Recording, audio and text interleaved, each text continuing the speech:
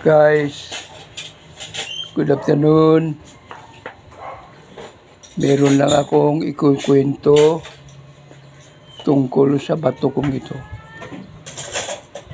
Nakuha ko ito nung pumunta ako sa kaibigan kong magbubukid sa Bulacan. Sa paglalakad ko, nakita ko ang bato na ito sa ibabaw ng nakaumbok na lupa. Kita ko ito na mga ako at kaisa-isa siyang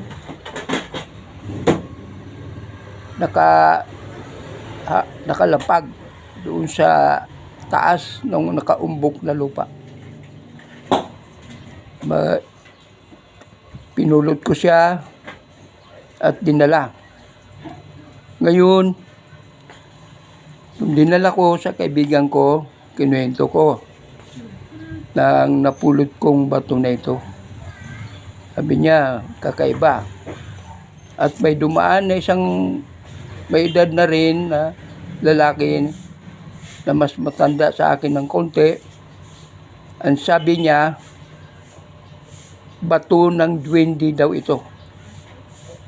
Bato ng duwende.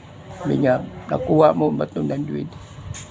Ibig sabihin, welcome ka sa kaharian nila at pwede kang dumaan doon sa kanilang lugar. Namangha ako, sabi ko sa kanya, ganun ba? Para ito ay isang makapangyarihang bato na pag-aari ng mga duwende. Ngayon, pinakinggan ko lang siya at parang nabigla rin ako. Ang sabi niya, itago mo kasi yan ay bato ng duwende. Bato ng duwende yan. Welcome ka sa kaharian nila at welcome kang dumaan sa kanila. Ngayon, tinabi ko ang bato na ito at inuwi ko. Mayroong isang pagdating ko, mayroong isang pangyayari at bigla na lang nagkaroon ako ng birthday gift na galing sa aming butihing Mayor Joy Belmonte. Ngayon, sabi sa akin, makakatanggap ako ng gift sa aming butihing Mayor Joy Belmonte. Napakaswerte ng bato na ito. Gawa ng bato na ito siguro. Kaya ako napasama sa bibigyan ng aming butihing Mayor Joy Belmonte. At pagdating ng ilang araw, dumalaw ang aking apo. At may dala rin sila grocery. Sabi ko, mukhang napakaswerte ng bato na ito. Sunod-sunod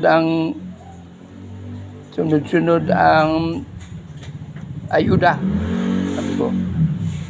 Kaya sabi ko, mukhang maganda ang ng bato na ito para sa akin.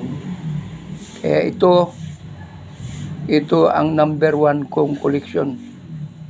Ito ay bato ng duwende daw.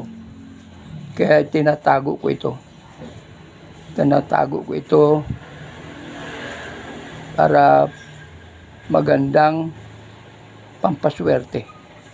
Siguro, balang araw, titignan ko pa kung ano ang kanyang maibibigay sa akin na swerte. Okay guys, thank you. Ganito na lang.